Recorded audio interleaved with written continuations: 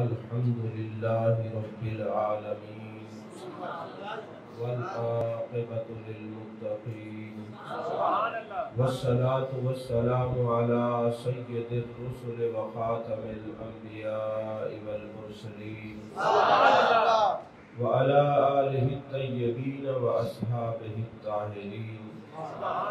أما بعد، فأعوذ بالله من الشيطان الرجيم. بسم الله الرحمن الرحيم. ياسين والقرآن الحكيم إنك لمن المرسلين. صدق الله العظيم وصدق رسوله النبي الكريم الأمين المكين الرؤوف الرحيم. إن الله وملائكته يصلون على النبي يا أيها الذين آمنوا صلوا عليه وسلموا تسليما. اللهم صل على سيدنا مولانا محمد وعلى آل سيدنا مولانا محمد وبارك وسلم وصل عليه. الصلاة والسلام عليك يا رسول الله، الصلاة والسلام عليك يا حبيب الله، الصلاة والسلام عليك يا نبي الله، الصلاة والسلام عليك يا خير خلق الله. خدائے پاک کا کوثر کب ٹھکانا ہے؟ خدائے پاک کا کوثر کب ٹھکانا ہے؟ فقط مقام نبی خلق کو دکھانا ہے. فقط مقام نبی خلق کو دکھانا ہے. ہیرا تو کن تو نبیًا کا جلوہ خانہ ہے. ہیرا تو کن تو نبیًا کا جلوہ خانہ ہے. ارے ظہور بعد میں ہے مگر سلسلہ پرانا ہے. ظہور بعد میں ہے مگر سلسلہ پرانا ہے. اور خدا کی جلوہ گری کا عجب فسانہ ہے. خدا کی جلوہ گری کا عجب فسانہ ہے. ارے نبی کو دیکھ کے ایمان خدا پھیلانا ہے. تمام تعریفیں اللہ تبارک و تعالیٰ کے لیے ہے جو خالق کائنات بھی ہے، مالک شش جہات بھی، جو آہد بھی ہے، سمد بھی ہے، جس کی شان لم یلد بھی ہے ولم یولد بھی. لا تدالت یا درود و سلام بارگاہ سید الانام شفیع رحمت والی امت شاہ خوبان شاہ جانا شاہ حسینہ سید سروران صلاح لا مقام لطیفہ دورہ خیر دولا جمالا رازدان ماہوہ شاہد ماتبہ صاحب علم نشرہ معصوم آمنہ احمد مجتبہ حضرت محمد مصطفیٰ صلی اللہ علیہ وآلہ وسلم وبارک وسلم کی دربار ناز میں اپنی عقیدتوں، ارادتوں، محبتوں کا خراج پیش کرنے کے بعد عزیزان محترم، اللہ جل مجدہ کی عطا و توفیق سے آج اس مبارک برکت اور فضیلت والے دن میں ہم اپنے آقا کریم صلی اللہ علیہ وآلہ وسلم کا ذکر سننے اور سنانے کے لیے حاضر ہے. ہمارے پروگرام شروع کرنے میں تاخیر اس وجہ سے ہو گئی کہ دوستوں کے بار بار فون آ رہے تھے کہ ہم جلوس میں گئے ہوئے ہیں تو ہمیں آنے دیجیے گا. تو چونکہ آج کے دن خاصی چہل پہل ہوتی ہے، محبوب کے عشاق گھر سجاتے ہیں، گلیاں سجاتے ہیں، نبی کے نعتوں کے ترانے سناتے ہیں، اپنے گلیوں کے ساتھ ساتھ نعت محبوب سن کر اپنے دلوں کو رونق بخشتے ہیں، دلوں کو سجاتے ہیں. تو اس لیے یہ خیال تھا کہ بھئی جتنے زیادہ دوست آ سکے تو بار بار فون کر رہے تھے تھوڑا پروگرام لیٹ کر لیں، تھوڑا لیٹ کر لیں. تو اس سے تو زیادہ لیٹ ہو ہی نہیں سکتا، یا تو پھر ظہر کے بعد ہو. تو آج کے اس تجربے سے معلوم یہی ہوا ہے کہ آئندہ ہمیں یہ پروگرام ظہر کے بعد ہی رکھنا پڑے گا، کیونکہ رات تقریباً 3 بجے تک ہم اگلے پروگراموں کی تیاری کرتے رہے، مطالعہ کرتے رہے. تو جو لوگ اپنی عقیدت میں ساری رات بیٹھ رہے کہ صبح وہ تو نہیں آ سکتے، ابھی تھوڑی دیر ہے، پکے ہو جائیں گے انشاءاللہ۔ سبحان اللہ۔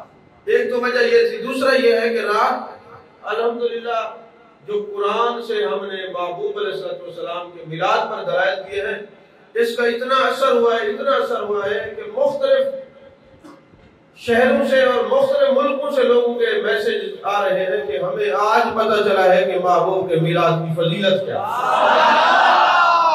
تو اشکالات اور ابہامات تھے، ان کے دروازے الحمدللہ ہم نے رات سیر حاصل گفتگو کر کے وہ 1.25 گھنٹے کا خطاب ان کے ایمان کی زیادتی کا سبب بنا ہے۔ میں آپ کو دکھا سکتا ہوں واٹس ایپ کے اوپر، اور ویسے میسج اتنے آئے ہوئے ہیں کہ ایک نہیں دو نہیں سینکڑوں لوگوں نے کہا ہے کہ الحمدللہ جو ہم میلاد کے منکر پہلے بھی نہیں تھے، لیکن جو آپ نے قرآن سے اور صرف قرآن سے دلائل دیے الحمدللہ ہمیں شرح صدر ہو گیا ہے، اور ہم آئندہ نسلوں کو بھی بتائیں گے کہ میلاد النبی منانے کی فضیلت کیا ہے، اور عقیدے کی اہمیت کیا ہے، اور اہل سنت میں رہنے کی ضرورت کیا ہے۔ تو چند اور نئے سوالات بھی آئے ہیں، انہوں نے کہا بس ان کا جواب دے دیں، اور ان کا جواب دے دیں پھر خیر ہے، پھر ہمیں اور کوئی مسئلہ نہیں، جو ہم سے بات کرے گا ہم دلائل دے دیں گے۔ بس یہ تھوڑے سے سوالات ہیں، یہ ہم سیکھنے کے لیے پوچھ رہے ہیں، کنسیپٹ ہمارے کلیئر ہو گئے، لہٰذا ان کے بھی جوابات دیں گے۔ آپ نے توجہ سے سننا ہے، آنے جانے والے کو نہیں دیکھنا اور موبائل کی طرف نہیں دیکھنا، توجہ میری طرف رکھنی ہے۔ آپ کو پیسے دینے پر اور ادھر ادھر دیکھنے پر پابندی ہوتی ہے، ہمیشہ دیکھنا سامنے ہے، توجہ سے بات سنیں گے تبھی دل میں بات بیٹھے گی۔ آپ جانتے ہیں کہ تقریر جو الحمدللہ ہوتی ہے ہمارے مزاج کے مطابق ہوتی ہے، معلومات بھی ہوتی ہے اور عقیدے میں بھی اضافہ ہوتا ہے، اور ایمان اور محبت میں بھی اضافہ ہوتا ہے۔ اللہ تعالیٰ نے قرآن پاک میں فرمایا یاسین والقرآن الحکیم انک لمن المرسلین۔ یہ سورہ یاسین جو ہے، یاسین کا بعض مفسرین نے مانا کہ اے میرے سردار۔ یہ سورہ یاسین قرآن پوری جو سورہ یاسین ہے پوری کی پوری آپ جائیں اور گھر میں بیٹھ کر انگلی رکھ کے آپ سورہ یاسین کو پڑھیں تو آپ کو ایک بات معلوم ہوگی کہ پوری سورہ یاسین یا لفظ نون پر ختم ہوتی ہے یا لفظ میم پر ختم ہوتی ہے، اس آیت کا کوئی اختتام یا کوئی اور لفظ نہیں۔ یاسین والقرآن الحکیم انک لمن المرسلین، نون اور میم آپ کو ملے گی پوری سورت کے اندر۔ سبحان اللہ۔ مفسرین کرام فرماتے ہیں کہ یہ نون اور میم کیوں ہے؟ فرماتے در حقیقت پورا قرآن محبوب علیہ السلام کی نعت ہے، اور نعت کی 3 قسمیں ہوتی ہیں۔ محبوب کی تعریف کرنا یہ بھی نعت ہے، محبوب کے دوستوں کا ذکر کرنا یہ بھی نعت ہے، اور محبوب کے دشمنوں کی مرمت کرنا یہ بھی نعت ہے۔ سمجھ میں آئی؟ تو میں نے کیا عرض کیا؟ محبوب کی تعریف کرنا، محبوبوں کی تعریف کرنا اور محبوب کے دشمنوں کی مرمت کرنا یہ بھی نعت ہے۔ یہ ساری آیات بینات آپ کو قرآن مجید میں ملے، لیکن سورہ یاسین میں آپ پوری سورت پڑھیں گے تو ہر آیت کا اختتام یا نون پہ ہوتا ہے یا میم پر ہوتا ہے۔ تو تفسیر ناصری کے اندر یہ لکھا ہوا ہے، عربی کی تفسیر ہے، آج سے کوئی 1000 سال پرانے یہ بزرگ ہے، وہ فرماتے ہیں کہ نون اور میم اس لیے ہے کہ نون سے میرے آقا کی نبوت و نورانیت کا ذکر ہے، اور میم سے میرے محمد عربی صلی اللہ علیہ وسلم کا ذکر ہے۔ فرمایا یہ پوری سورہ یاسین، ویسے تو پورا قرآن ہے، مگر یہ پوری سورہ یاسین میرے محبوب کی نعت ہے. جب کوئی سورہ یاسین پڑھتا ہے گویا محبوب کی نعت پڑھتا ہے. جب بھی وہ سورت کا اس آیت کا اختتام کرتا ہے یا وہ نبوت و نورانیت کی طرف توجہ کرتا ہے یا میرے آقا کریم محمد عربی صلی اللہ علیہ وسلم کی طرف توجہ کرتا ہے.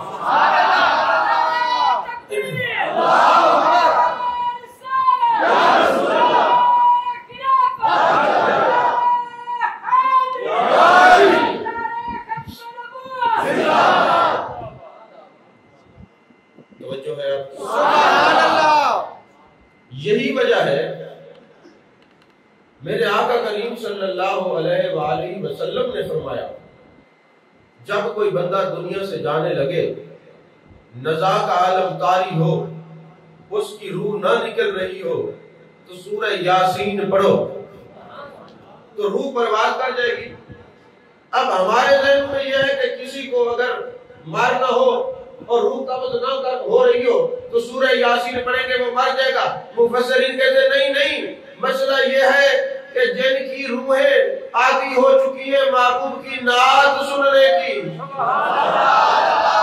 جب روح اٹکی ہوئی ہو روح نکلتی نہ ہو تو اب جو نعت ایک نعت ہے مخلوق کی لکھی ہوئی ایک نعت ہے خالق کی لکھی ہوئی, کہا اس روح کو سورہ یاسین سناؤ محبوب کی نعت سناؤ.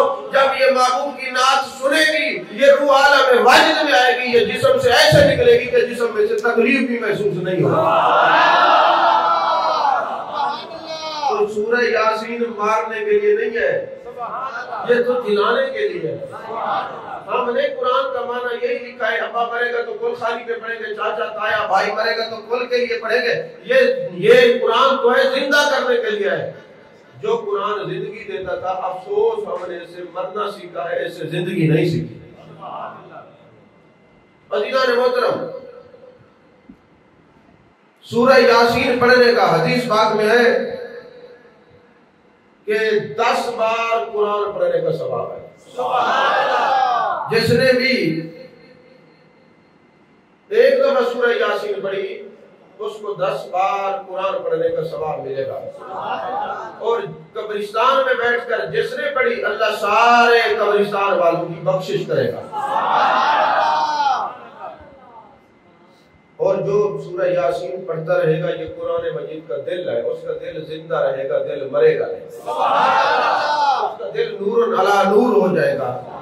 تو محمد علی ظہوری کہتے ہیں نا, انہوں نے ایک نعت لکھی, شاید میرا گمان یہ کہتا ہے کہ انہوں نے کسی عالم سے یہ بات سنی ہوگی کہ سورہ یاسین پڑھنے سے روح آسانی سے نکلتی ہے, اس لیے کہ اس میں ایک ایک لفظ کے اندر محبوب علیہ السلام کی نعت کا نور پوشیدہ ہے. تو تبھی تو انہوں نے کہا یہ آرزو نہیں کہ دعائیں ہزار دو, یہ آرزو نہیں کہ دعائیں ہزار دو, پڑھ کے نبی کی نعت لحد میں اتار دو. تمنا نہیں کہ دعائیں ہزار دو, پڑھ کے نعت نبی لحد میں اتار دو. سنتے ہیں جان کنی کا لمحہ ہے بہت کٹھن, لب پہ سجا کے اس میں محمد گزار دو.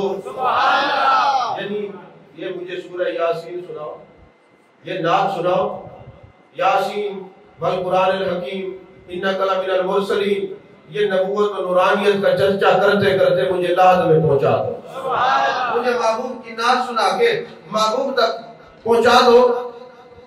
تو عزیزان محترم سورہ یاسین شریف کا ایک یہ بھی فائدہ ہے کہ جس مقصد کے لیے پڑھی جائے,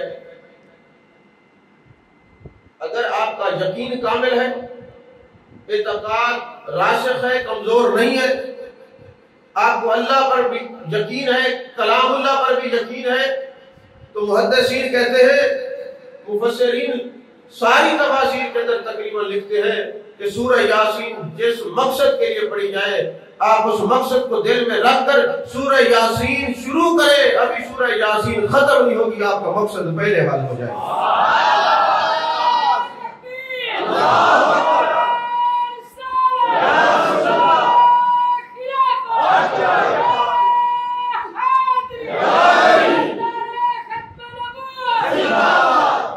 ٹائم کم ہے, نعرے تھوڑے لگائیں.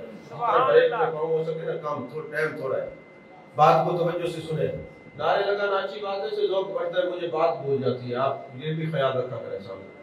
توجہ سے جو ہے نا وہ جو مضمون ذہن کے اندر ہوتے سارا نکل جاتا ہے. آپ کو کیا پتا کتنی محنت سے یہ تیاری ہوتی ہے.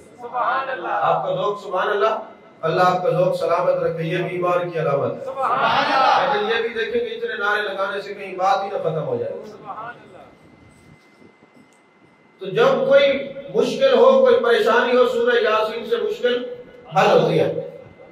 تو سید ناصر الدین شاہ رحمۃ اللہ علیہ بہت بڑے مفسر قرآن ہیں، وہ کہتے ہیں ایک دفعہ میں بیمار ہوا، انہوں نے پھر قرآن پاک کی تفسیر لکھی، تفسیر ناصری. وہ فرماتے میں ایک دفعہ بیمار ہوا اور مجھے سکتہ کا عالم طاری ہو گیا. میرے شاگردوں نے، میرے چاہنے والوں نے یہ سمجھا کہ میں مر چکا ہوں. انہوں نے مجھے غسل دیا، غسل دینے کے بعد قبر میں مجھے دفنا دیا. تھا میں عالم سکتہ میں، مرا نہیں تھا. اب قبر میں فرشتے تو تاباتے میں مرا ہوتا، میں تو بے ہوش تھا. اور جب قبر میں، جب میری 3 دن کے بعد قبر گرم ہوئی، گرمائش ہوئی، آنکھ کھلی، میں نے اپنے آپ کو ٹٹول کے دیکھا تو میں نے کفن پہنا ہوا تھا، کفور کی مشک آ رہی تھی اور ادھر ادھر دیواریں تھی. میں نے ہاتھ مارا تو پتہ چلا میں قبر میں ہوں. مجھے یقین ہو گیا میں قبر میں ہوں. پھر میں سوچ رہا تھا کہ اگر میں قبر میں ہوں تو فرشتے سوالات کرنے کے لیے نہیں آئے، تو مجھے فوراً ہی دل سے جواب آتا ہے تو عالم سکتہ میں تھا، تو مرا نہیں. پھر کہتے چونکہ میں نے یہ پڑھ رکھا تھا کہ قبر میں روح لوٹ کے آتی ہے، تو میں نے کہا ہو سکتا ہے میری روح لوٹ کے آئی ہو اور فرشتے ابھی آ کے سوال کریں گے. پھر کہا نہیں، میں نے یہ بھی سنا تھا جب روح نکل جاتی ہے تو اگر نیک لوگوں کی روح ہوتی ہے تو وہ کہتی ہے قدمونی، مجھے جلدی کرو، جلدی کرو، لے چلو.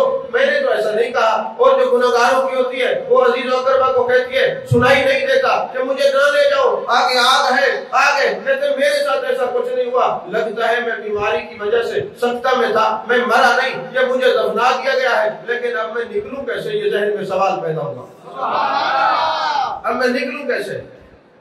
فوراً جانے جانا کا قول یاد آیا، شہنشاہ حسینہ کی حدیث یاد آئی، سیاح اعلی مکہ کا فرمان یاد آیا کہ سورہ یاسین پڑھو مسئلہ حل ہو جاتا ہے.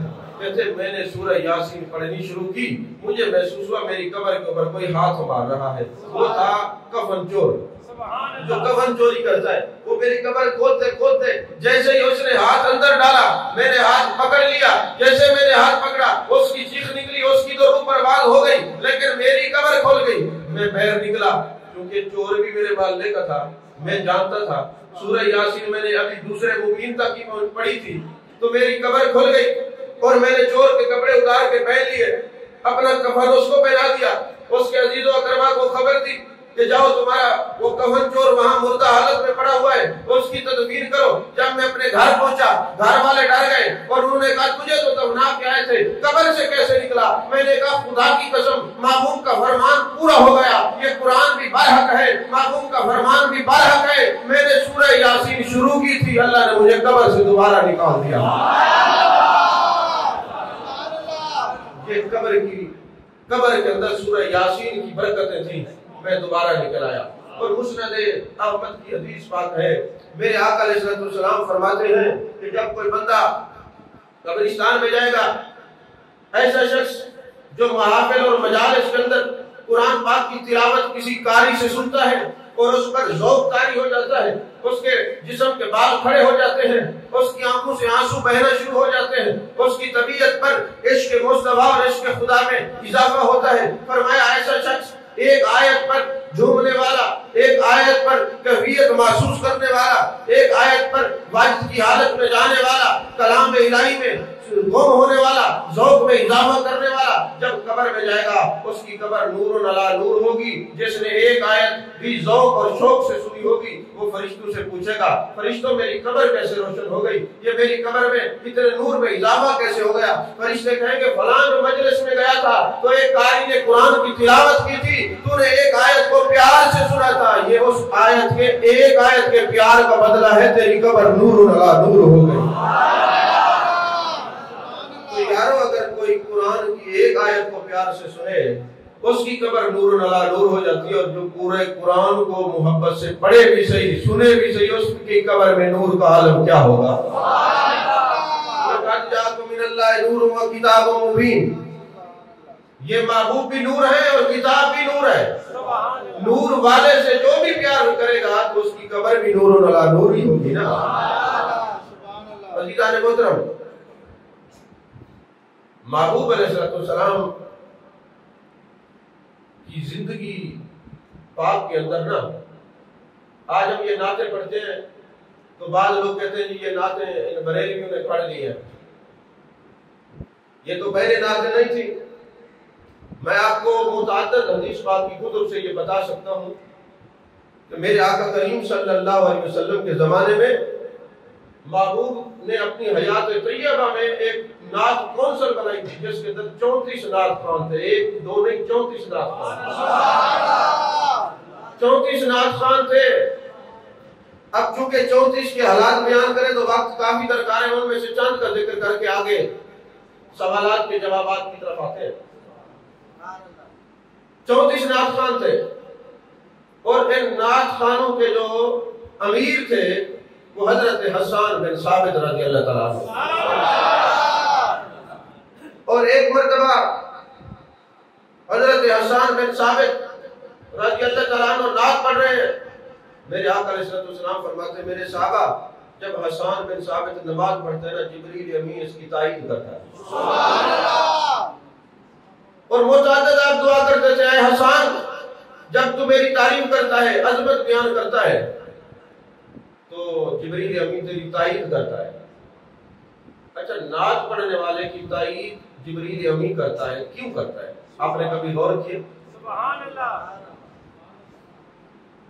غور کریں، اپنے علماء سے پوچھیں. علامہ بدر الدین عینی لکھتے ہیں، امام حجر اسقلانی کہتے ہیں کہ وہ جبریل امین نعت خان کی تائید کرتا کیوں ہے؟ فرمایا جب نعت ہوتی تو کافر جلتے، منافق جلتے، اور جس عمل سے محبوب کے دشمنوں کو تکلیف پہنچے اگر کوئی وہ عمل کرے تو جبریل امین اس کا مؤید ہو جاتا ہے، اس کی تائید کرتا ہے. تو نعت پڑھنے سے منافقوں کے دل پہ بجلیاں گرتی ہے. یہی سبب ہے کہ جس چیز سے دشمنان رسول کے دل جلے، جو بھی ایسا کام کرے فرشتے اس کی تائید کرتے ہیں. سمجھ میں آ رہی ہے بات؟ آج میں حدیث کا حوالہ بھی دیتا ہوں، فکر نہ کریں. ایسی کوئی آواز کی بات نہیں ہوگی کہ بعد میں آپ کو تلاش کرنے میں کوئی مسئلہ ہو. تو حضرت حسان بن ثابت رضی اللہ تعالیٰ عنہ کو جبریل امین کی تائید حاصل تھی. یہ حدیث ترمذی شریف میں بھی ہے، مسلم شریف کے اندر بھی ہے، مستدرک حاکم کے اندر بھی ہے. اچھا، ایسا ہوا کہ جب ام المومنین حضرت عائشہ پاک پر منافقوں نے بہتان لگائے تو باتیں سننے والوں میں حضرت حسان بن ثابت بھی تھے. تو میرے آقا علیہ السلام نے بعد میں کوڑے مروائے. یہ مسئلہ ہے کہ یاد رکھیں، اگر کوئی پاک دامن عورت ہو نا،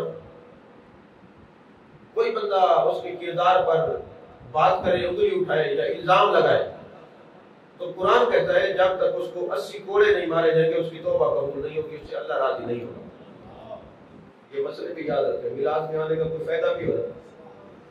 تو جب کوئی کسی نیک عورت پر بہتان لگائے گا، جب تک اس کو 80 کوڑے نہ مارے جائیں اس وقت تک اس کی توبہ قبول نہیں ہوگی. تو ہمارے لوگوں کا مزاج کیا ہے؟ گلیوں میں چوکوں میں بیٹھ کر ہر عورت کے خلاف بات کرنی، زبان درازی کرنی، فلانا ایسا فلانی ایسی کرتے ہیں نا. تو قرآن کہتے جب تک اس کو 80 کوڑے نہیں ماریں گے توبہ قبول نہیں ہوگی. میں آپ سے پوچھتا ہوں کہ اب وہ قانون تو ہے نہیں کہ حضرت امیر المومنین حضرت فاروق اعظم ہوتے اور 80 کوڑے مارتے، حضرت امام مالک ہوتے تو 80 کوڑے مارتے. تو جب کوڑے نہیں لگیں گے تو توبہ ہی قبول نہیں ہوگی، تو خاتمہ کیسا اچھا ہوگا؟ یہ آپ کسی پر پاک باز عورت پر الزام لگا کر صرف اور صرف اس پر الزام نہیں لگا رہے بلکہ آپ اپنی قبر بھی کالی کر رہے ہیں اور توبہ کے دروازے بھی بند کر رہے ہیں. سمجھ میں آ رہی ہے بات کہ نہیں؟ عزیزان محترم، حضرت امام مالک رضی اللہ تعالیٰ عنہ کے زمانے کی بات ہے. ابن جوزی نے یہ بات لکھی، فرماتے ہیں کہ ایک عورت فوت ہو گئی، مسلمان تھی، غسالہ آئی غسل دینے والی. اس نے جب اس کو غسل دیا، غسل دیتے دیتے کہنے لگی یہ جو عورت مری ہے نا، اس کی ڈیڈ باڈی کے اوپر ہاتھ رکھ کے کہنے لگی اس کا کردار اچھا نہیں تھا. جیسے ہی اس نے کہا کردار اچھا نہیں تو اس کا ہاتھ چپک گیا. اب ہاتھ چھڑاتے رہے، چھوٹتا نہیں تھا. جب کافی دیر ہو گئی پھر جنازے کا وقت ہو گیا، ہاتھ نہیں چھوٹتا، تو لوگ حضرت امام مالک رضی اللہ تعالیٰ عنہ کے پاس گئے کہ حضور یہ معاملہ ہے. آپ چل کے آئے، فرمایا یہ پردہ کر لیں، اس میت کے اوپر بھی کپڑا ڈال دو. آپ نے غسل دینے والے سے سوال کیا تم نے اس پر کوئی الزام تو نہیں لگایا؟ اس نے کہا حضور میری زبان سے یہ نکلا ہے. فرمایا ہاتھ نہیں چھوٹے گا جب تک تجھے 80 کوڑے نہیں لگائے جائیں. یہ اللہ نے بہتان کی سزا دنیا میں دکھائی ہے. پھر حضرت امام مالک نے 80 کوڑے مروائے اس کو. جب تک 80 کوڑے نہیں لگے اس عورت کا ہاتھ نہیں چھوٹا. تو حضرت امام مالک نے کہا یا رسول اللہ صلی اللہ علیہ وسلم آپ بھی حق ہے، اللہ کا کلام بھی حق ہے، رب کا قرآن بھی برحق ہے، مصطفیٰ کریم کی زبان بھی برحق ہے صلی اللہ علیہ وسلم. حضور آپ نے سچ فرمایا ہے، قرآن نے سچ فرمایا ہے. اس نے بہتان باندھا، جھوٹ بولا، اس کا ہاتھ چھوٹ گیا اور 80 کوڑے لگے تو اس کا ہاتھ چھوٹا. آج اس میلاد کی برکت سے یہ آپ ذہن میں بٹھا کے جائیں، زبان کے اوپر کبھی کسی نیک مرد عورت کا کسی کا گنہگار بھی ہوں تب بھی غیبت نہیں کرنی، چغلی نہیں کرنی، بہتان نہیں کرنا، حسد نہیں کرنا کسی سے. اب تو آرام سے سبحان اللہ کہتے ہیں. اگر کہتا ابھی سارے جنت میں تو سارے دور سے سبحان اللہ کہتے ہیں. کام کی بات آتی ہے پرابلم شروع ہو جاتی ہے. ہاں جی، میلاد بھی منائیں، جشن بھی منائیں، محبوب کا جو مشن ہے اس پر بھی عمل کریں. عزیزان محترم، حضرت عائشہ صدیقہ رضی اللہ تعالیٰ عنہ کی وجہ سے حضرت حسان بن ثابت رضی اللہ تعالیٰ عنہ کو محبوب علیہ السلام نے کوڑے مروائے تھے. ایک دن انہوں نے جب محبوب علیہ السلام کی تعریف کی، نعت پڑھنے کی وجہ سے تعریف کی، تو کسی نے کہا، آپ کے بھانجے نے کہا اے ام المومنین یہ تو آپ کے خلاف باتیں سنتے تھے اور آج آپ اس سے راضی ہو رہی ہیں اور نعتیں سن کے خوش ہو رہی ہیں. فرمایا میں نے اپنے نام کو بھلا دیا ہے، کیسا بھی ہے محبوب کی نعتیں تو پڑھتا ہے نا. تو نعت پڑھنے والوں کی ذاتیات کو نہ دیکھنا اور ان کے کلام کو دیکھنا، یہ ام المومنین کی سنت ہے. فرمان نہیں سمجھ آئی. عزیزان محترم، حضرت کعب بن زہیر رضی اللہ تعالیٰ عنہ پہلے محبوب پاک صلی اللہ علیہ وسلم کے خلاف بولتے تھے. پھر ایک وقت آیا کہ محبوب علیہ السلام پر آپ نے نعت لکھی اور اس نعت کے الفاظ یہ تھے یا رسول اللہ صلی اللہ علیہ وسلم آپ نور ہیں اور جو بھی آپ کے ساتھ جڑ جاتا ہے وہ بھی نور علی نور ہو جاتا ہے. محبوب علیہ السلام نے طبرانی شریف کی یہ حدیث پاک ہے اور مجمع الزوائد میں یہ حدیث پاک ہے. جب حضرت کعب بن زہیر کی میرے آقا نے نعت سنی، آپ پر کیفیت طاری ہو گیا. آپ نے ویل کے طور پر اپنی کالی کملی اتار کے حضرت کعب بن زہیر کو پہنائی. کے نعت خانوں کی خدمت کرنا کپڑوں کی صورت میں، پیسوں کی صورت میں، یہ میرے محبوب علیہ السلام کی سنت ہے. لیکن یہ کاروبار کے لیے نہ ہوں، یہ محبت میں نعت پڑھیں. پھر جو محبوب کی تعریف کرتا ہے محبوب اس کو تنہا نہیں چھوڑتا.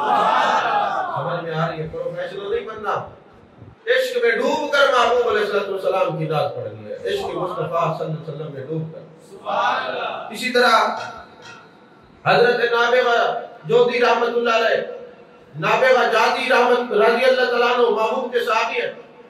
انہوں نے جب نعت پڑھی محبوب علیہ السلام کی تو میرے آقا علیہ السلام نے فرمایا نابغہ اللہ کرے تیرے دانت سلامت رہے، تیرے منہ کا حسن برقرار رہے. تیرے دانت سلامت رہے، تیرے منہ کا حسن برقرار رہے. یہ حدیث پاک ہے. یہ ساری حدیث سیاستہ میں ہم ایک ایک پہ کتاب کا نام نہ لوں، بعد میں کسی کو حوالہ چاہیے تو میں دکھا بھی دوں گا اس کو.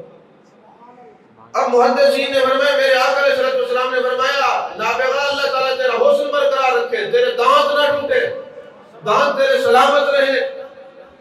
اور آپ کی عمر مبارک 100 سال ہو گئی، آپ کا چہرہ جوان ہوا تھا، آپ کے دانت نہیں ٹوٹے. آپ جو آپ کی عمر بڑھتی جا رہی تھی آپ کے حسن میں اضافہ ہوتا جا رہا تھا.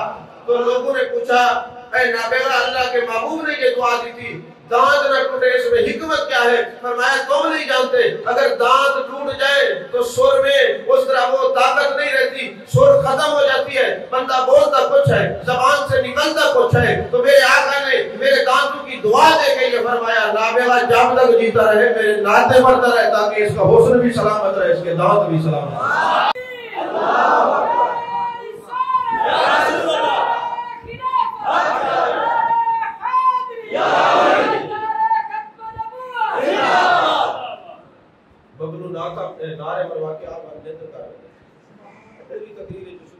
ہمسائے کی حال کر بیٹھے کرو اس نعرے کی مسئلے پر میں تاکہ یقین تھی مجھے جاگتا بیٹھے نعرے بروا کے سامنے دے پوری محفل جو ستا کیوں صرف جلیں گی آپ بولتی ہے نا جھٹ کرتے نعرے لاؤنے شروع کر دیں ہمسائے کی حال کی کرو جی میں اندرا میں پکڑ کے ہلا مڑے درود شریف پڑھو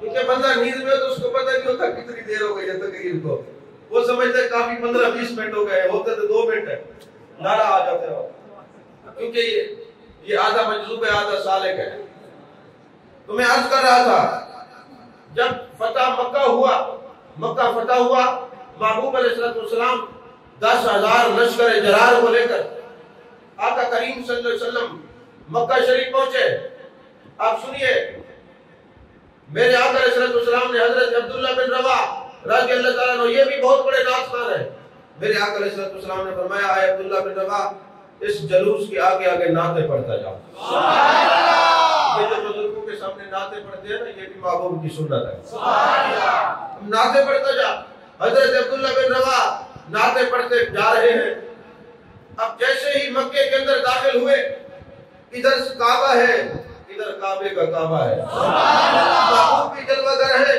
بیت اللہ سامنے ہے تو میرے آقا کریم صلی اللہ علیہ وسلم کے غلام حضرت عبداللہ بن رواح رضی اللہ تعالیٰ عنہ نعت پڑھ رہے حضرت فاروق اعظم رضی اللہ تعالیٰ عنہ فرماتے ہیں اے عبداللہ بن رواح خاموش ہو جا کعبہ بھی سامنے ہے بیت اللہ بھی سامنے ہے کعبے کا کعبہ بھی سامنے ہے کعبے کا ادب کر خاموش ہو جا اب میرے آقا علیہ السلام نے جو جواب دیا یہ عاشقوں کے دل کا نور ہے میرے آقا نے فرمایا فاروق اعظم خاموش ہو جاؤ اس کو کچھ نہ کہو یہ نعت میرے دشمنوں کے دل کو جلاتی ہے اور میرے عاشقوں کے سینے کو کھلاتی ہے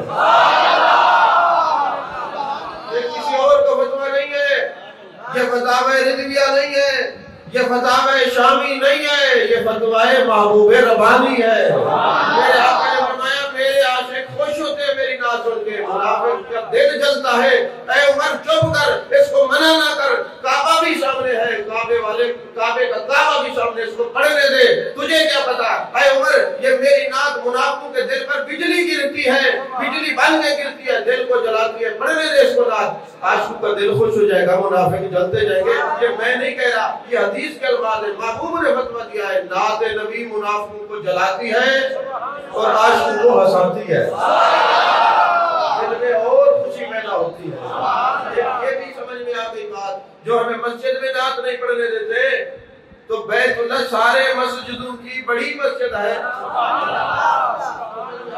اگر بیت اللہ کے سامنے نعت پڑھنا جائز ہے فتویٰ محبوب دے رہے ہیں حضرت عبداللہ بن رواح سے پڑھا رہے ہیں تو ساری مسجدوں سے افضل مسجد جو بیت اللہ ہے اگر اس میں نعت پڑھنا جائز ہے تو تیری میری مسجد میں بھی محبوب کی نعت پڑھنا جائز ہے سمجھ میں آ رہی ہے بات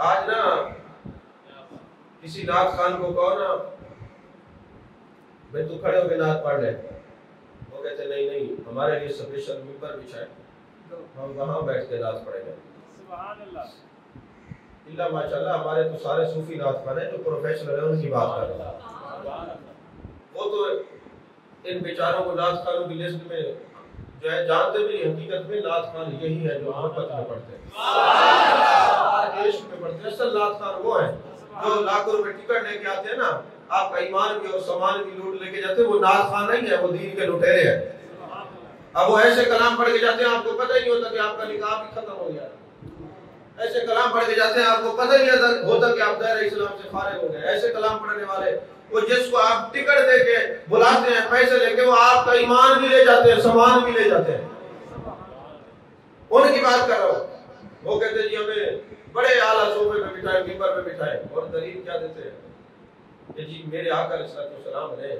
حضرت حسان بن ثابت رضی اللہ تعالیٰ عنہ کو ممبر پہ بٹھایا تھا تم نے صرف ممبر پہ بیٹھنا دیکھا ہے اگلی بات نہیں ہے تمہیں نہیں پتا حسان بن ثابت کو محبوب نے ممبر پہ بھی بٹھایا ہے جنگوں میں بھی ساتھ رکھا ہے اور جب کہیں جنگ میں جاتے تھے اپنے مسلح پہ بھی کھڑا کر کے جاتے تھے حسان بن ثابت تم نے نماز پڑھانی ہے وہ ہوتا ہے ضرورت پڑے تو تحفظ ناموس رسالت کا چوکیدار بھی ہو ضرورت پڑے تو مصلی رسول रसूल का अलम बरदार भी हो, जो निस्बत मुस्तफा और तहफ़्फ़ुज़ नामूस का चौकीदार है, वो नात खान भी आला, जो मुसल्ले रसूल का अलम बरदार है वो नात खान भी आला, जो सिर्फ नात खान है वो किसी काम का नहीं है, ये मिंबर उसके लिए बिछाए जाते हैं जो तहफ़्फ़ुज़ नामूस रिसालत वाला भी हो और मुसल्ले रसूल वाला भी हो।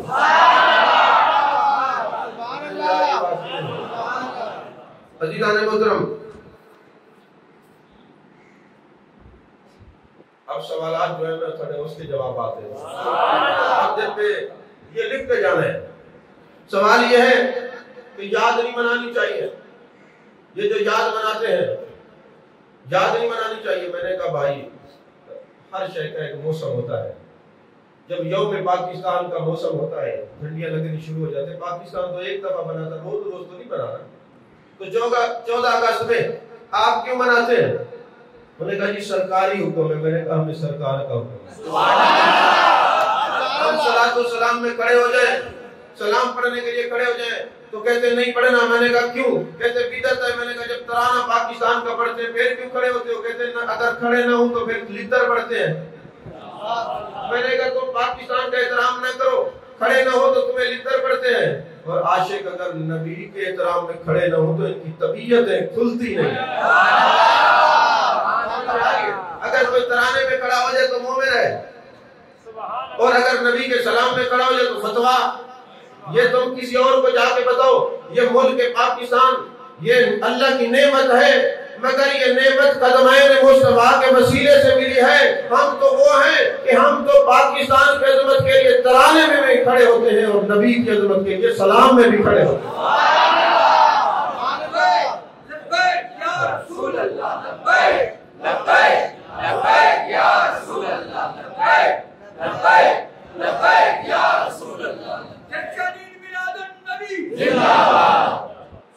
अज़ीज़ान मोहतरम जी, याद नहीं मनानी चाहिए। मैंने कहा अगर याद नहीं मनानी चाहिए तो फिर याद रखें नमाज भी 5 वक्त नहीं पढ़नी चाहिए।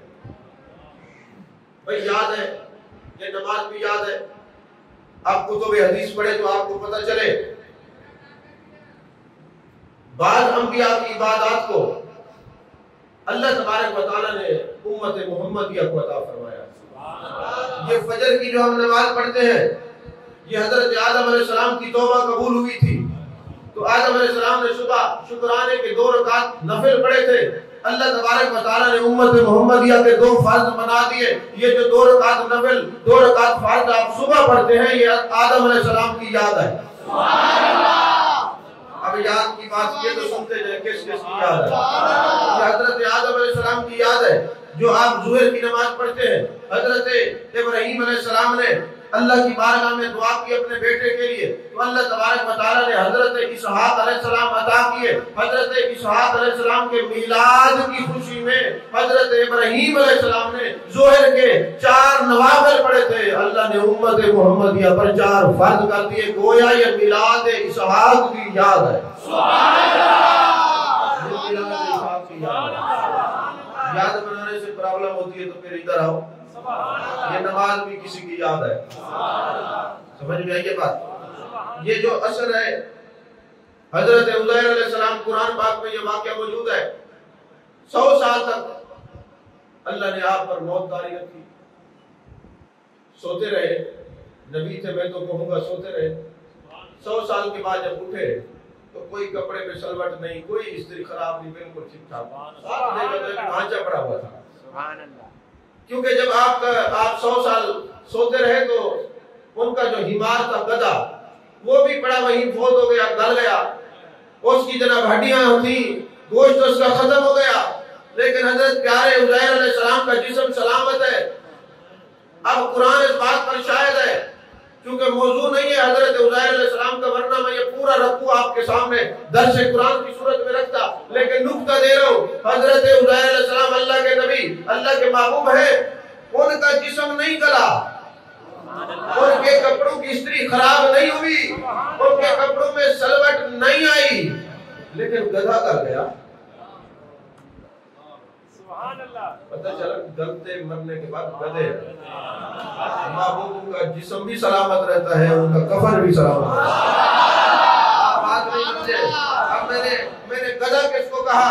اللہ تعالیٰ نے قرآن مجید قرآن رشید میں فرمایا جو میرے نبی کی عظمتوں کو چھپائیں ان کے پاس جتنی کتابیں بھی ہوں مگر نبی کی عظمت کی بات آئے چھپا جائیں. اللہ فرماتے ہیں کمثل الحمار، وہ گدھا ہے، وہ گدھے کی مانند ہے. تو وہ جو نبی کی عظمتوں کو چھپائے اللہ نے اس کو گدھا کہا ہے. میں نے کسی کو گالی نہیں دی. اللہ نے قرآن میں فرمایا وہ گدھوں کی مثل ہے. تو قرآن کہتے ہیں گدھے ختم ہو جاتے ہیں، گالے جاتے ہیں، اللہ کے محبوب کا جسم سلامت رہتا ہے.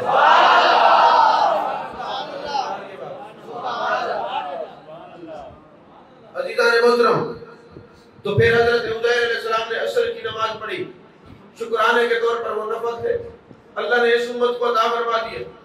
حضرت ایوب علیہ السلام بیمار تھے، بیماری سے شفا یابی ملی. 4 رکعت کی نیت کی، مغرب کے وقت نفل پڑھ رہے تھے، 3 کے بعد اٹھ نہ سکے، سلام پھیر دیا، وہ 3 بعد مغرب کے بن گئے. اور عشاء کے حضرت یونس علیہ السلام مچھلی کے پیٹ سے نکلے اور 4 رکعت نماز نفل پڑھے. وہ امت محمدیہ کے لیے عشاء کے فرائض بن گئے. اگر یاد بنانا شریعت میں جائز نہیں ہے تو یاد رکھو یہ 5 وقت کی نماز میں کسی نہ کسی نبی کی یاد ہے. اگر باقی نبیوں کی یاد میں نماز فرض ہے، پڑھنا جائز ہے، تو پھر میرے نبی کی یاد میں میلاد منانا بھی جائز ہے. سمجھ آ رہی بات کی؟ اچھا، اس طرح مناسک حج ہے. مناسک حج بھی آپ دیکھیں نا کسی نہ کسی کی یاد ہے. اگلے دن یوٹیوب پہ ایک مولانا شروع سے کہتے ہیں یہ اللہ کے نبی نے کوئی عرس کروایا.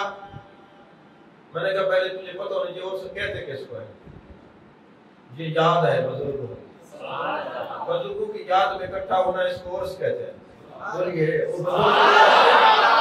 بزرگوں کی یاد میں اکٹھا ہونا اس کو کیا کہتے ہیں؟ یہ سال کے بعد جو حج پہ جاتے ہیں یہ کیا ہے؟ یہ کس کی یاد ہے؟ مجھے بتائیں، کیا معاذ اللہ اللہ نے آ کے 2 چادریں احرام کی باندھی تھی؟ یہ 2 چادریں باندھنا کس کی یاد ہے؟ ابراہیم خلیل اللہ کی. مینا میں کوئی خدا تھوڑی آیا تھا. مینا جانا کس کی سنت ہے؟ عرفات جانا کس کی سنت ہے؟ حضرت آدم اور حضرت حوا نے ایک دوسرے کو عرفات کے میدان میں پہچانا تھا. عرفات کا معنی پہچان کرنا. مزدلفہ میں کون آیا تھا؟ صفا مروہ کی سعی کس نے کی تھی؟ یہ ساری اللہ کے محبوبوں کی یادیں ہیں. محبوبوں کی یاد میں اکٹھا ہونا عرس کہلاتا ہے. محبوب بھی ان یادوں میں حج پر تشریف لے گئے. آپ سے پہلے کہ انبیاء بھی گئے، آپ تک قیامت تک یہ اسی طرح اکٹھے ہوتے رہیں گے، یاد منائی جاتی رہے گی. اگر یاد منانا جائز نہیں پھر حج میں بھی نہ جایا کرے. سبحان اللہ، سبحان اللہ. میٹھا میٹھا آپ کڑوا کڑوا تھو. اپنی بات آئے تو بھیج دینا والا نہیں، ایسا نہیں، ایسا نہیں. تو پھر مجھے کوئی بتائے یہ احرام کی 2 چادریں کس نے پہنی تھی؟ جی مینا عرفات میں کون گیا تھا؟ مزدلفہ میں قیام کس کا ہے؟ قربانی کس نے کی تھی؟ سعی کس نے کی تھی؟ صفا مروہ پہ دوڑ کس نے لگائی تھی؟ اس میں کوئی کام ایسا نہیں ہے جو اللہ نے کیا ہو. یہ سارے اللہ کے محبوب بندوں نے، نبیوں نے، ولیوں نے. اچھا، حضرت بی بی ہاجرہ صفا مروہ پہ دوڑی تھی. اللہ نے فرمایا ان الصفا والمروہ من شعائر اللہ. یہ صفا مروہ اللہ کی نشانی میں سے نشانی ہے. اتنا کرم کیا اللہ نے کہ حضرت بی بی ہاجرہ کے دوڑنے پر بھی اللہ نے فرما دیا یہ صفا مروہ میری نشانی ہے. یہ اللہ کا احسان اس لیے ہے کہ ہم باقی چیزیں پیش کرتے، وہ کہتے چلو یہ جو ابراہیم علیہ السلام کی آپ نے کنکریاں ماری یہ آپ کی سنت، آپ مینا گئے آپ کی سنت، آدم اور حوا کی سنت، یہ نبیوں کی سنتیں ہیں. میں نے کہا حضرت حوا تو نبی نہیں ہے، حضرت حاجرہ تو نبی نہیں ہے، وہ تو ولیاں ہیں. تو پتہ چلا اللہ نے ولیوں اور نبیوں کی سنتوں اور یادوں کو قائم رکھا. اور وہاں پہ 1 کروڑ تک لوگ جمع ہوتے ہیں تو اللہ کے پیاروں کی یاد میں اکٹھا ہونا یہ تو اللہ نے حکم دیا. پھر اگر یاد منانا شرک یا بدعت ہے تو پھر حج میں بھی نہ جایا کرے کیونکہ وہ بھی کسی کی یاد ہے. سمجھ میں آ رہی بات نہیں؟ عزیزان محترم، مقام ابراہیم پر آپ نے دیکھا ہوگا جو حج اور عمرے پہ گئے ہیں، ایک پتھر کے اوپر 2 قدموں کے نشان ہیں. 2 قدمین شریفین کس کے؟ حضرت ابراہیم خلیل اللہ. سبحان اللہ. اچھا، یہ نشانات کیوں ہیں اس پتھر کے اوپر؟ نشانات کیوں ہیں اس پتھر کے اوپر؟ اس کا سبب یہ ہے کہ حضرت ابراہیم خلیل اللہ نے اسی پتھر پہ کھڑے ہو کے دعا کی تھی، اے اللہ وہ جو تیرا محبوب ہے اس کو میری اولاد میں پیدا کر۔ میلاد مصطفیٰ کی دعا مانگی تھی، احمد مصطفیٰ صلی اللہ علیہ وسلم کی دعا مانگی تھی۔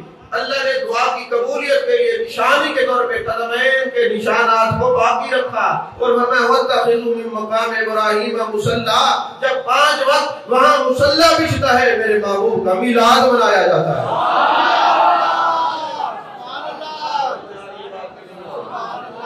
آپ ڈیپلی کبھی کوئی مطالعہ کرے، اسٹڈی کرے تو آپ کو پتہ چلے۔ تو اسی طرح مینا، عرفات، مزدلفہ، یہ ساری یادیں ہیں۔ اچھا جی، یہ جو بات سمجھ آ گئی کہ یہ ساری یادیں ہم یاد بنانا جائز ہے، لیکن اس کو عید کہنا کہاں لکھا ہوا ہے؟ یہ لفظ عید بتائیں یہ کہاں لکھا ہوا ہے؟ میں نے کہا یہ ابن ماجہ میں ہے، طبرانی میں ہے، نسائی شریف میں ہے، مستدرک کے اندر ہے یہ حدیث پاک۔ میرے آقا علیہ السلام نے فرمایا ان یوم الجمعہ سید الایام، یہ جمعہ سارے دنوں کا سردار ہے۔ ھذا عید للمسلمین، یہ مسلمانوں کے لیے عید کا دن ہے، لیکن وجہ کیا ہے؟ فرمایا فیہ خلق آدم، اس دن آدم علیہ السلام کی تخلیق ہوئی۔ یہ حدیث میں نے سامنے رکھی، مجھے بتائیں جس دن آدم کی تخلیق ہو، میرے آقا فرمایا عید کا دن ہے۔ جب امام الانبیاء کی ولادت ہو وہ عید کا دن کیسے نہیں ہو سکتا؟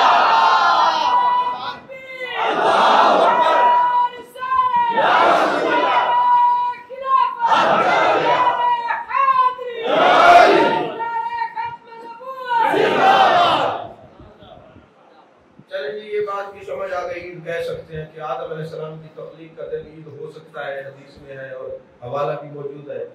تو پھر ایک بات اور ہے جی، وہ یہ ہے کہ عیدیں تو صرف 2 ہیں۔ جواب تو اس میں آ گیا کہ عیدیں کتنی ہیں؟ عیدیں 2 تو ہیں، لیکن یہ جمعے بھی تو عید ہو گئی۔ یہ سال میں 53 جمعے جو ہے یہ بھی تو عید ہے، نہیں سمجھے؟ تو یہ بھی عید ہے، لیکن اللہ تبارک و تعالیٰ کے محبوب نے فرمایا، نسائی شریف کی حدیث پاک ہے، عرفہ کا دن عید، اسی طرح یوم النحر عید، ایام التشریق عید۔ پھر محبوب نے فرمایا عیدنا اہل الاسلام، یہ مسلمانوں کے لیے عید کے دن ہے۔ اب لفظ عید کو میرے آقا علیہ السلام نے عرفہ کے دن کو بھی عید کہا، قربانی کے دن کو بھی عید کہا، اور عید والے دن کو بھی عید کہا۔ 3 تو یہ ہو گئی۔ یہ کہتے ہیں عیدیں صرف 2 ہیں، صرف یہ ہو گئی جمعے والی۔ تو میں آپ سے پوچھتا ہوں، آپ کو کس نے بتایا کہ عیدیں صرف 2 ہیں؟ اس کا مطلب ہے آپ سیاستہ کا نام لیتے پڑھتے نہیں ہیں۔ آپ آئیں ادھر داخلہ لیں، آپ کو پڑھائیں کہ عیدیں صرف 2 نہیں ہیں۔ ویسے اگر لغت عشق میں دیکھیں تو عید ہوتی تب ہے جب یار کی دید ہوتی۔ صحابہ کی تو ہر صبح عید ہوتی تھی جب میرے آقا علیہ السلام کی دید ہوتی تھی۔ عزیزان محترم، یہ جھنڈے کیوں لگاتے ہیں؟ میں نے رات جواب دیا تھا، مشرق مغرب شمال جنوب۔ ایک روایت یہ ہے، ایک یہ ہے کعبے کی چھت پر، ایک بیت المقدس پر، ایک حضرت آمنہ کے گھر پر۔ یہ جھنڈے حضرت جبریل امین نے لگائے، نوری فرشتے نے لگائے، فرشتوں کے سردار نے لگائے، تو پتہ چلا احمد مصطفیٰ پہ جھنڈے لگانا نوریوں کی سنت ہے۔ ناریوں کی سنت جلنا ہے، ناری جلتے ہیں، نوری جھنڈے لگاتے ہیں۔ اچھا جی، بالکل ٹھیک ہے، یہ جو میراج مناتے ہیں یہ پیسے کسی بیوہ کو دے دیں، اس کی شادی کرا دیں۔ میں نے کہا تو بیوہ دے تو ہم نکاح بھی پڑھاتے ہیں، خرچہ بھی کرتے ہیں۔ اعتراض نہ کرو، نہیں سمجھ آئی بات؟ اعتراض نہ کرو، تمہیں باقی چیزوں پہ اعتراض نہیں ہے نظر آتا جی میرے آقا علیہ السلام غریبوں کے ماں باپ ملجا ہے۔ مجھے یہ بتائیں، میلاد میں سارے غریبوں کو فائدہ ہوتا ہے؟ یہ جو سوٹ والا آیا ہوا ہے، یہ سوٹ والا جہاں بھی جاتا ہے اس کو پیسے ملتے ہیں، کیا یہ پرائم منسٹر ہے؟ جو دے کے پکا رہے ہیں وہ وزیر اعلیٰ ہے؟ یہ جنابے والا جو تمبو کنات والے ہیں کیا وہ منسٹر ہیں؟ یہ سارے غریب ہیں۔ میلاد ایک جگہ پہ ہوتا ہے اور غریبوں کے گھر کی ہنڈیاں پک جاتی ہیں۔ میلاد سے تو غریبوں کا فائدہ ہوتا ہے، امیر کا میلاد مناتے ہیں، ان کے نصیب میں میلاد کا خرچ کہاں ہے؟ اچھا جی ساری باتیں سمجھ میں آ گئی. یہ بتائیے جو بینر لگاتے ہیں یہ کہاں لکھا ہوا ہے؟ میں نے کہا جب ہم نے ہر چیز پوچھنا شروع کر دی کہاں لکھا ہوا ہے تو پھر تم بھاگ جاؤ گے. لیکن عثمان بن حسن احمد شاکر رحمت اللہ علیہ 900 ہجری کے امام ہیں. حضرت امام جلال الدین سیوطی کے دور کے امام ہیں. آپ فرماتے ہیں کہ جب محبوب علیہ السلام معراج میں تشریف لے گئے, میرے آقا کریم صلی اللہ علیہ وسلم فرماتے ہیں جب میں پہلے آسمان پہ گیا تو لکھا ہوا تھا هو الذی بعث فی الامیین رسولا منہم. پھر دوسرے آسمان پہ گیا تو لکھا ہوا تھا وما ارسلناک الا رحمۃ للعالمین. تیسرے آسمان پہ گیا تو لکھا ہوا تھا یا ایھا النبی انا ارسلناک شاہدا. چوتھے آسمان پہ گیا تو لکھا ہوا تھا الحمدللہ الذی انزل علی عبدہ الکتاب. پھر جی میں اگلے آسمان پہ گیا تو لکھا ہوا تھا ان اللہ و ملائکتہ یصلون علی النبی یا ایھا الذین آمنوا صلوا علیہ وسلموا تسلیما. پھر میں ساتویں آسمان پہ گیا تو لکھا ہوا تھا سبحان الذی اسری بعبدہ. سبحان اللہ. اب میں پوچھتا ہوں وہاں کوئی پینٹر تو تھا نہیں جس نے ساتواں آسمان پہ احمد مصطفیٰ پہ لکھ دیا ہو. سبحان اللہ. سمجھ میں آئی یہ بات؟ وہاں کوئی پینٹر تو تھا نہیں جس نے احمد مصطفیٰ صلی اللہ علیہ وسلم پہ لکھ دیا ہو. تو اللہ نے اپنی قدرت کاملہ سے یہ ہر آسمان کے اوپر یہ لکھ دیا. آیات بینات کندہ ہو گئی, وہاں پہ بینر لگ گئے. تو یہ کہتے ہیں عثمان بن حسن بن احمد بن شاکر رحمت اللہ علیہ 900 ہجری کے امام, وہ کہتے ہیں کہ محبوب علیہ السلام جب معراج میں تشریف لے گئے تو وہاں ہر آسمان پہ یہ بینر لگے ہوئے تھے, یہ لکھائی کی ہوئی تھی. اللہ نے بتا دیا لوگوں جب نبی کی آمد عرش پر ہو تو بینر خدا لگاتا ہے, جب نبی کی آمد فرش پر ہو تو نبی کے غلام بینر لگاتا ہے.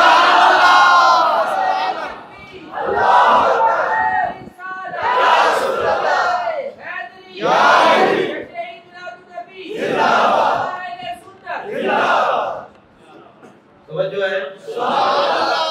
آپ پڑھیں تو صحیح. عزیزان محترم,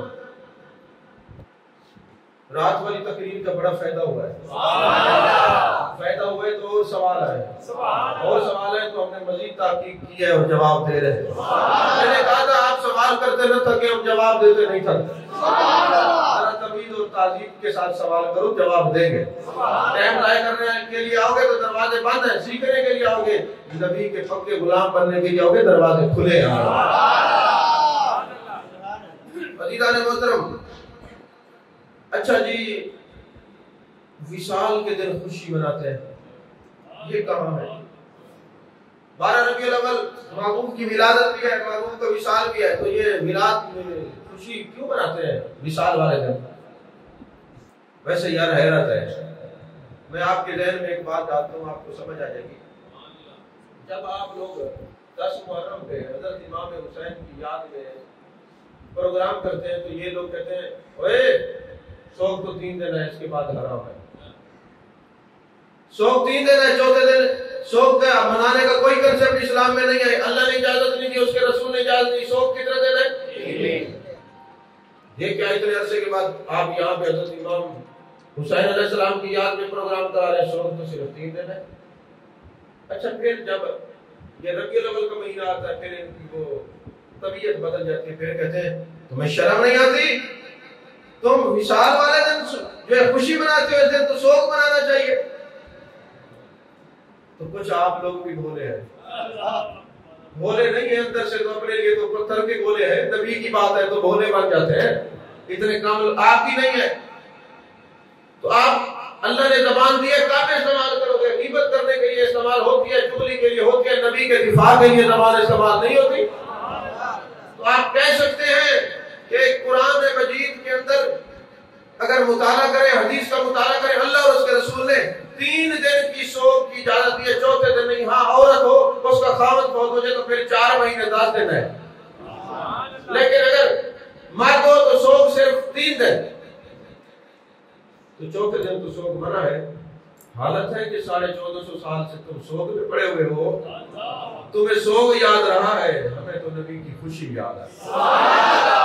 سمجھ نہیں بات ہے, تمہیں سوگ یاد رہے گا.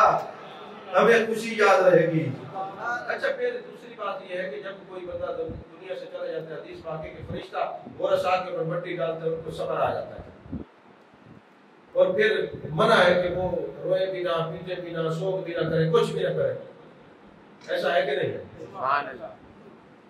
ادھر سے جو بندے کے درجے بلند ہوتے جاتے ہیں، ادھر ورثہ کے دل کو تسلی ہوتی جاتی ہے، پھر میرا محبوب تو پہلے ہی محبوب ہے۔ اچھا پھر محبوب علیہ السلام کی ہم مثال کے قائل ہیں، وسائل جو آپ کے مثال کو مانتے ہیں، جو آپ کے مثال کا منکر وہ بھی مومن نہیں ہوتا، لیکن بعد مثال حیات کے بھی قائل ہیں۔ سبحان اللہ۔ بھئی حیات کے کیسے قائل ہیں؟ قرآن سے عرض کر دوں۔ اللہ تعالیٰ نے فرمایا وَلَا تَقُولُوا لِمَن يُقْتَلُ فِي سَبِيلِ اللَّهِ أَمْوَاتٌ بَلْ أَحْيَاءٌ وَلَٰكِن لَّا تَشْعُرُونَ، جو اللہ کے راستے میں قتل ہو گیا، بل أَحْيَاءٌ وہ زندہ ہے، وَلَٰكِن لَّا تَشْعُرُونَ جب تک تمہیں اس بات کا شعور نہیں۔ میں آپ سے پوچھتا ہوں یہ نبی کے لیے آیا تھا یا نبی کے غلاموں کے لیے؟ تو جب نبی کے غلام اللہ کے لیے دنیا سے چلے جائیں تو وہ زندہ ہوتے ہیں، جن کے قدموں میں آ کر غلاموں کو زندگی ملتی ہے، اس نبی کی اپنی زندگی کا عالم کیا ہوگا؟ یہ استدلال ہے۔ کوئی واضح بتائے حیات النبی کی آیت؟ میں نے کہا بتاتا ہوں، اس لیے کہ قرآن پاک میں وَلَا تَقُولُوا لِمَن يُقْتَلُ فِي سَبِيلِ اللَّهِ أَمْوَاتٌ بَلْ أَحْيَاءٌ وَلَٰكِن لَّا تَشْعُرُونَ۔ محبوب جو آپ کی غلامی میں آ جائے، وفاداری میں آ جائے، اللہ کے لیے قتل ہو جائے، وہ زندہ ہے، تمہیں شعور نہیں ہے، وہ زندہ ہے، تمہیں شعور نہیں ہے۔ اب جس کی موت صرف اللہ کے لیے ہو وہ تو زندہ۔ اللہ کی نگاہ علم دیکھ رہی تھی، کل کو ایک جانور پیدا ہو جائے گا جو حیات النبی کا منکر ہوگا، تو جب یہ بات قرآن میں آ گئی کہ جس کی موت صرف اللہ کے لیے ہو وہ زندہ، تو محبوب اعلان کر دے قُلْ إِنَّ صَلَاتِي وَنُسُكِي وَمَحْيَايَ وَمَمَاتِي لِلَّهِ رَبِّ الْعَالَمِينَ۔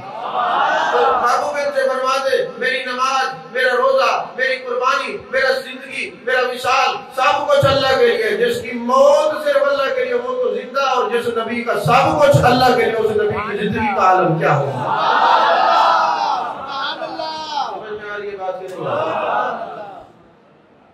نہیں جی قرآن میں اِنَّكَ مَيِّتٌ وَإِنَّهُم مَيِّتُونَ، آپ نے بھی فوت ہونا ہے اور انہوں نے بھی مرنا ہے، یہ پھر کہاں جائے گا؟ میں نے کہا آپ کو پڑھیں تو آپ کو پتا ہو کہ جو دوسرا نظر ہے وہ پہلے کا مخالف ہوتا ہے۔ اس کا معنی یہ ہوتا ہے مخاطب کون ہے؟ مشرکین ہے۔ کیا مشرک کی موت اور نبی کی موت ایک جیسی ہوتی ہے؟ کوئی شرم اور حیا ہے ترجمہ کرتے ہوئے، تفسیر کرتے ہوئے، جب دوسرا نقرہ پہلے کا مخالف ہے تو اس کا معنی یہ کہ محبوب آپ کا تو مثال ہے، مرنا تو انہوں نے ہے۔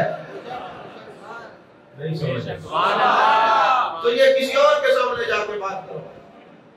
عزیزان محترم، محبوب علیہ السلام نے فرمایا، مسند بزار کی حدیث پاک ہے، میرے آقا علیہ السلام نے فرمایا حیاتی خیر لکم ومماتی خیر لکم، میری حیات بھی تمہارے لیے خیر ہے، میرا مثال بھی تمہارے لیے خیر ہے۔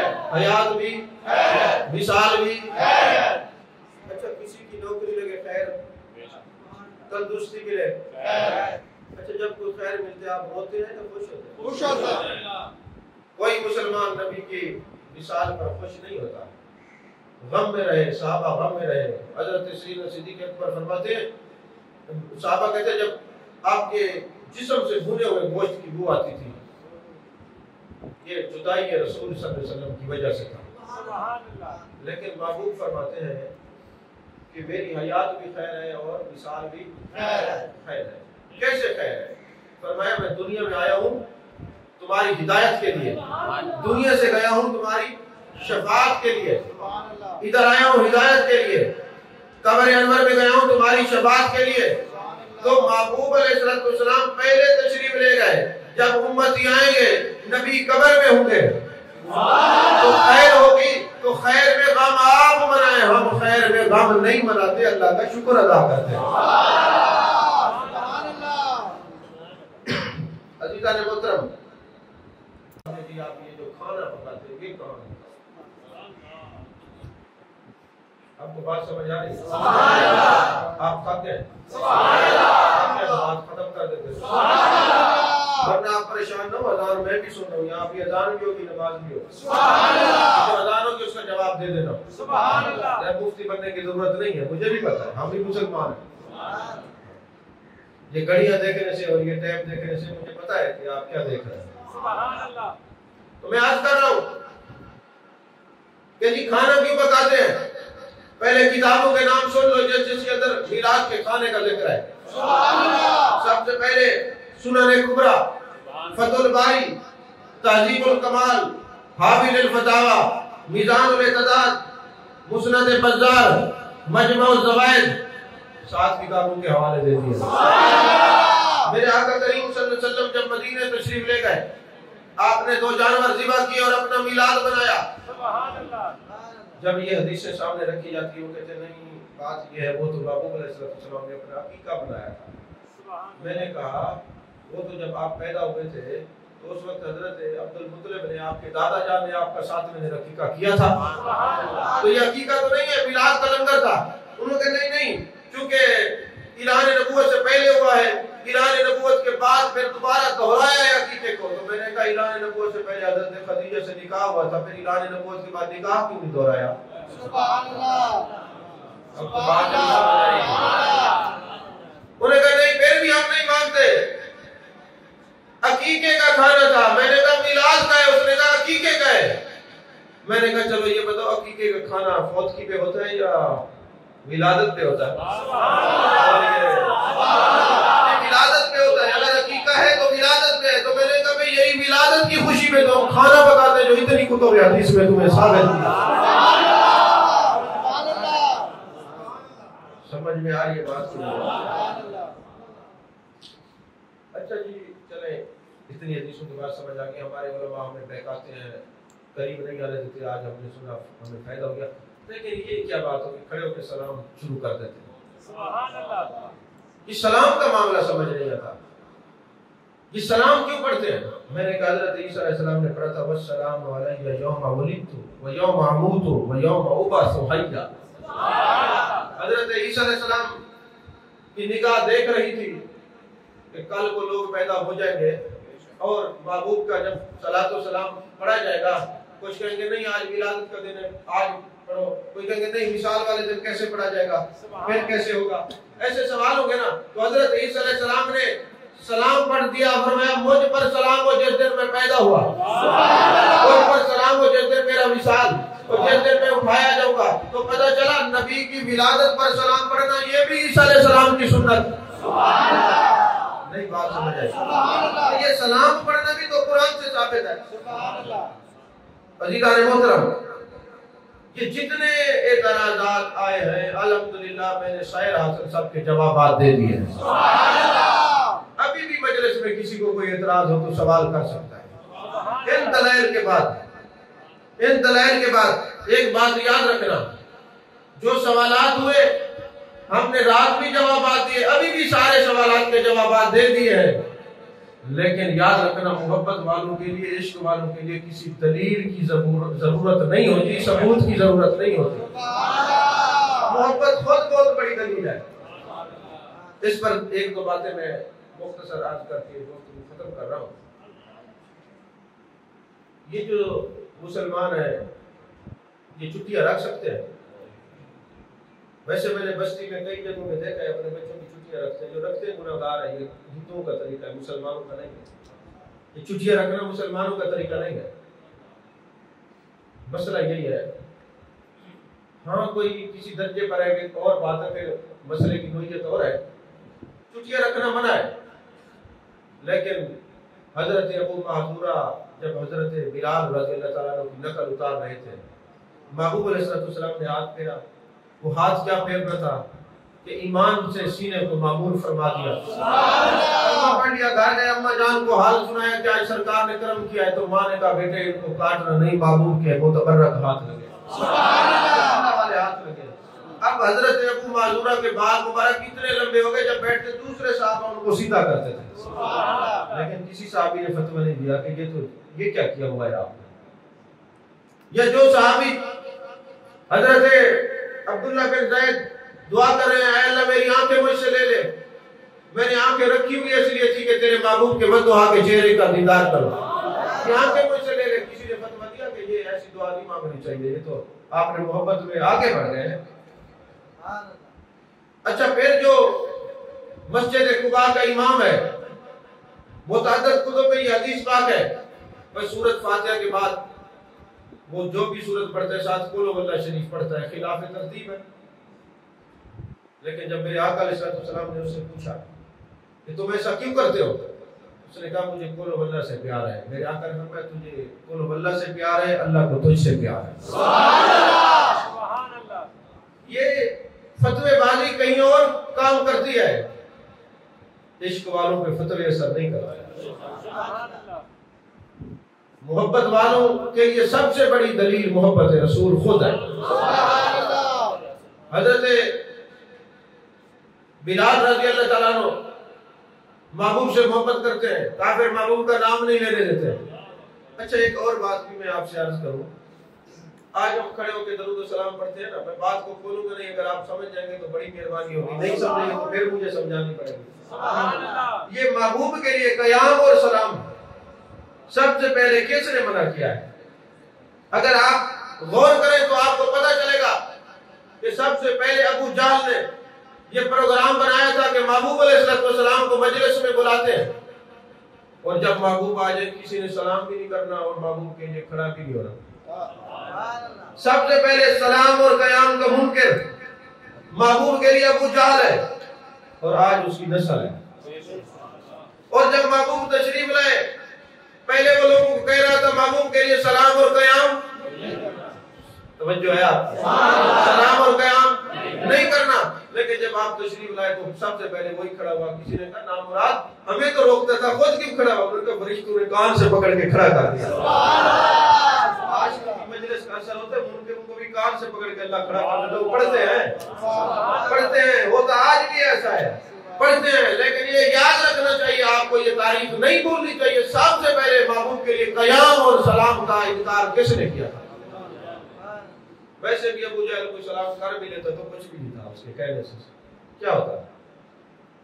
امام نبوی نے اپنی کتاب الاذکار کے اندر ایک بڑی خوبصورت بات لکھی ہے کہ یہودی جو تھے نا, انہوں نے یہ اپنی کتابوں میں پڑھ رکھا تھا کہ محبوب علیہ السلام کے دین میں اگر کوئی بندہ مسلمان ہو اس کو چھینکا ہے تو کہا جاتا ہے الحمدللہ, پھر اس کا جواب ہے یرحمکم اللہ, پھر یہدیکم اللہ.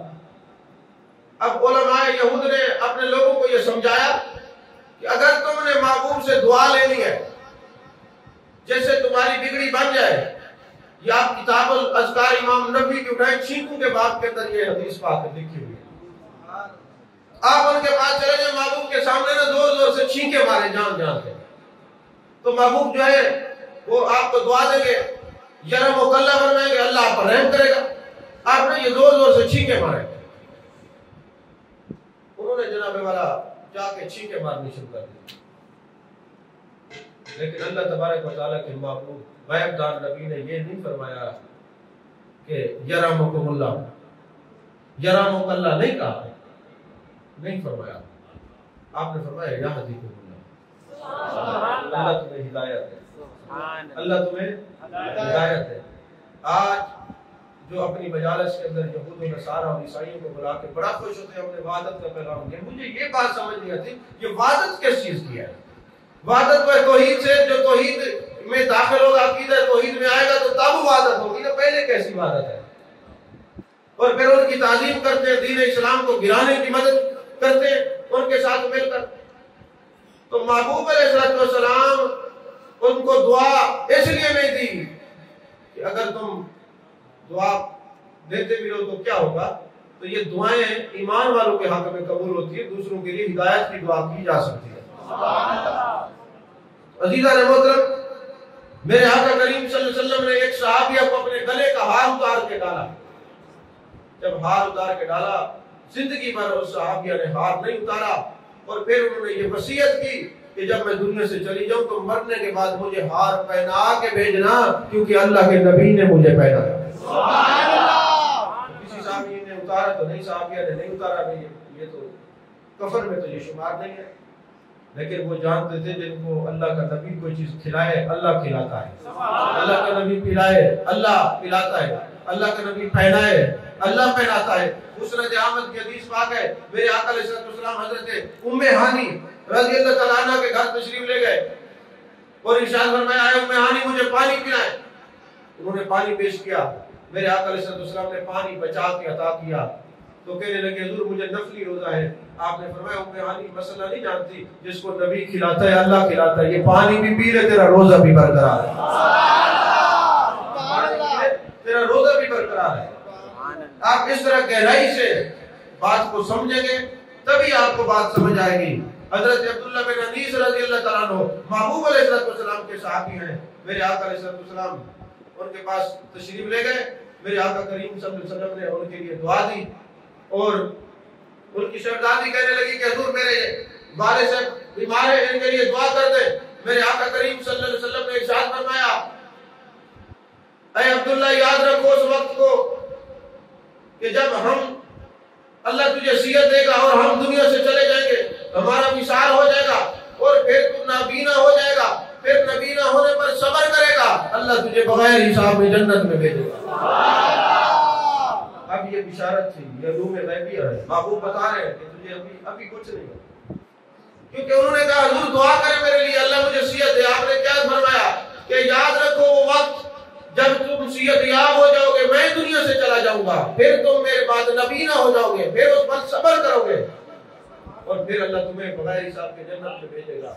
حضرت عبداللہ فرماتے ہیں اس کے بعد مجھے یقین ہو گیا، میں نے گھر والوں کو کہا اب میں نہیں، مجھے کچھ نہیں ہوتا، اب مجھے کچھ نہیں ہوتا، میں ٹھیک ہو جاؤں گا۔ میرے آقا علیہ السلام نے فرمایا اب پھر ظاہری طور پہ سرکار کا وصال ہو گیا، پھر آپ نبینا ہو گئے اور فرماتے تھے لوگوں تم یہ کہو گے جس طرح محبوب نے فرمایا تم صبر کرو گے تو جنت میں جاؤ گے، دعا کرو میں صبر پر رہوں تاکہ میں جنتی ہو جاؤں۔ ویسے سارے صحابی جنتی ہیں۔ اور پھر میرے آقا علیہ السلام نے اپنا عصا مبارک عطا فرمایا اور فرمایا اے عبداللہ بن انیس یہ عصا اپنے پاس سنبھال کے رکھو اور اس کو اپنے ساتھ لے کے جانا قبر میں، اور جب قیامت کا دن ہوگا یہ عصا چمکتا ہوگا، دور سے پتہ چلے گا یہ عبداللہ بن انیس ہے، یہ اس عصا کو مٹی نہیں کھائے گی، یہ اسی طرح سلامت رہے گا۔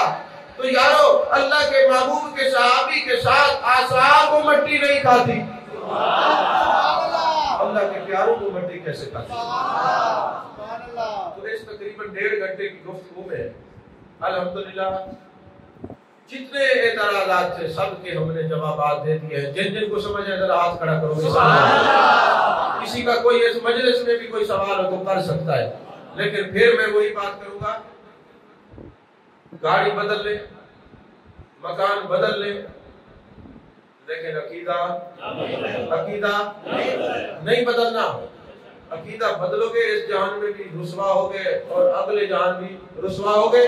اور میرے آقا نے فرمایا ہر نبی کی امت 72 فرقہ ہے، میری امت 73 فرقہ، ایک فرقہ ناجیہ ہے، وہ فرقہ نہیں ہے، وہ جماعت ہے، وہ سواد اعظم ہے، اس سے جڑ کے رہنا۔ ید اللہ علی الجماعت من شد شد فی النار، اس جماعت پر اللہ کا ہاتھ ہے، جو بھی اس سے نکلے گا وہ سیدھا جہنم میں جائے گا۔ تو لہذا ہم نے جینا بھی اہل سنت میں ہے، مرنا بھی۔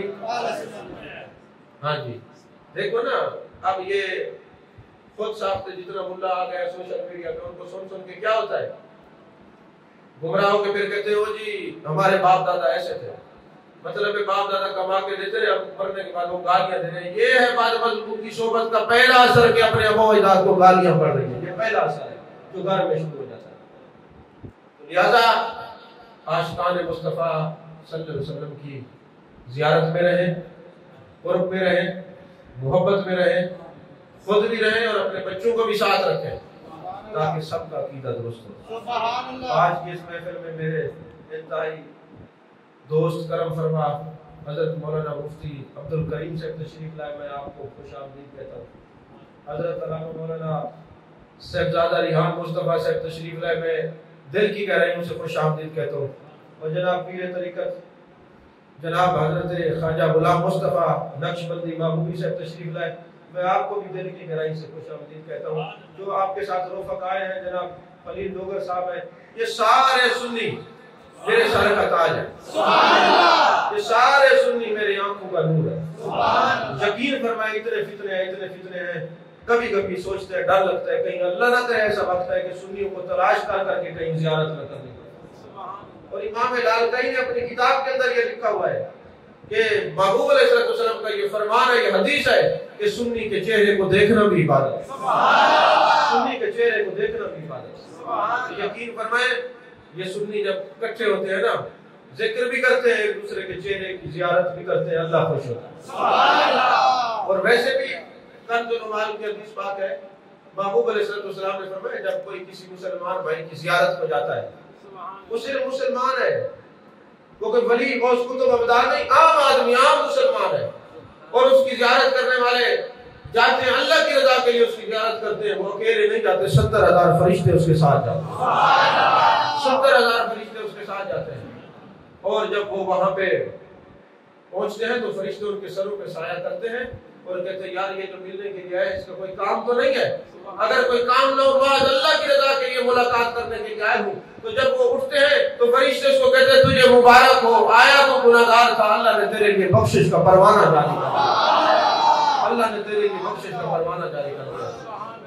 دقائق الاخبار میں ایک حدیث پاک ہے، حضرت علامہ اس بات کی گواہ ہے کہ سب سے پہلے میں نے ایک یونیورسٹی میں یہ حدیث بیان کی تھی لاہور کے اندر، تو جب یہ میں نے پہلی دفعہ حدیث بیان کی نا تو پھر سینکڑوں کی تعداد میں لوگوں نے مجھ سے رابطہ کیا، علماء آتے رہے جی یہ حدیث کہاں لکھی ہوئی ہے، پھر حضرت کو میں نے بتائی یہ کون سی کتاب ہے، پھر انہوں نے ماشاءاللہ سینکڑوں کی تعداد میں کتابیں دی اور علماء کی خدمت کی۔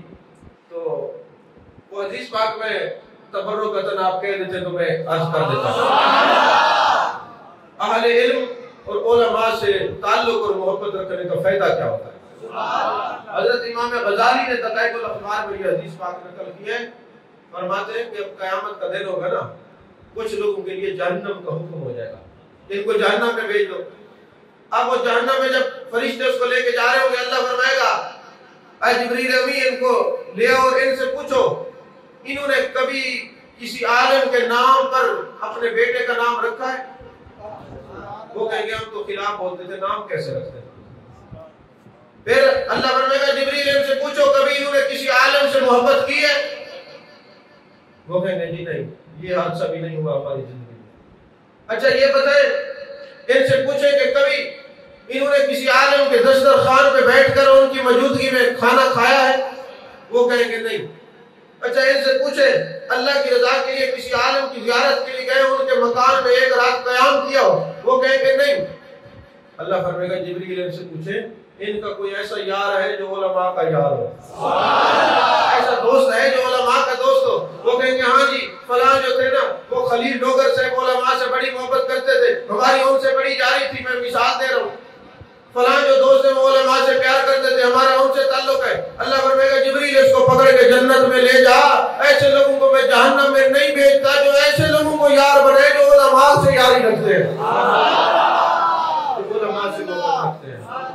یقین فرمائیں عام سنی کے چہرے کو دیکھنا جب عبادت ہے تو پھر سنی عالم کے چہرے کو دیکھنا کتنی بڑی عبادت ہوتی ہے۔ سنی حج میں ہم جاتے ہیں نا تو باہر شریعت پر دوسرا کتابوں میں قبولیت حج کی جو علامات بزرگوں نے لکھی ان میں ایک علامت یہ بھی لکھی ہے کہ جب سفر حج پہ جائے جہاں پتہ چلے کوئی سنی عالم ہے زیارت کے لیے ضرور جائے، یہ قبولیت حج کی علامت۔ اللہ تعالیٰ میری حاضری کو قبول فرمائے۔ وآخر دعوانا الحمدللہ۔